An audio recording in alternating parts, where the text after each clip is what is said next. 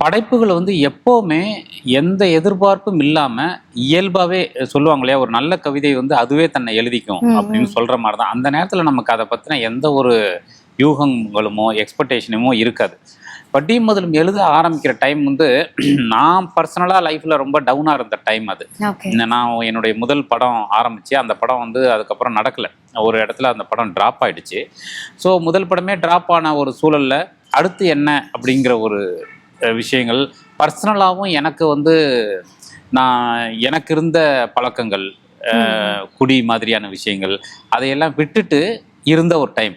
ஒரு ஓகே, பக்கம் ஓகே. பர்சனலாக நம்மளையே மீட்டு அடுத்த இடத்துக்கு எடுத்துகிட்டு வரணும் அப்படிங்கிற ஒரு ப்ராசஸ், இன்னொரு பக்கம் தொழிலில் இருக்கிற ஸ்ட்ரகிள், இது ரெண்டும் சேர்ந்து ஒரு இடத்துல நின்றுக்கிட்டு இருந்தப்போ தான் கண்ணன் சார் கூப்பிட்டு ஒரு தொடர் எழுது அப்படின்னு சொன்னார். அப்படி ஒரு ஐடியாவே இல்லை, எழுதணுங்கிற ஐடியாவே இல்லை. நீ எழுதுறா, தொடர் எழுது, உன்னோட லைஃப்பையே எழுது அப்படின்னார்.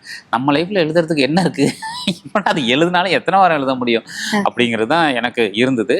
சரி, அவர் வந்து இல்லைடா பொண்ணையே நீ வந்து இப்போது ஒரு அடுத்த இடத்துக்கு எடுத்துகிட்டு வர்றதுக்கு வந்து எப்போவுமே நம்மளை மாதிரி ஆட்களுக்கு ஆர்ட் மட்டும்தான், வேற என்ன இருக்குது, நம்மளை வந்து தொலைக்கிறதும் சரி நம்மளை திருப்பி தேடி எடுக்கிறதும் சரி ஆர்ட்டில் தான் நம்ம வந்து.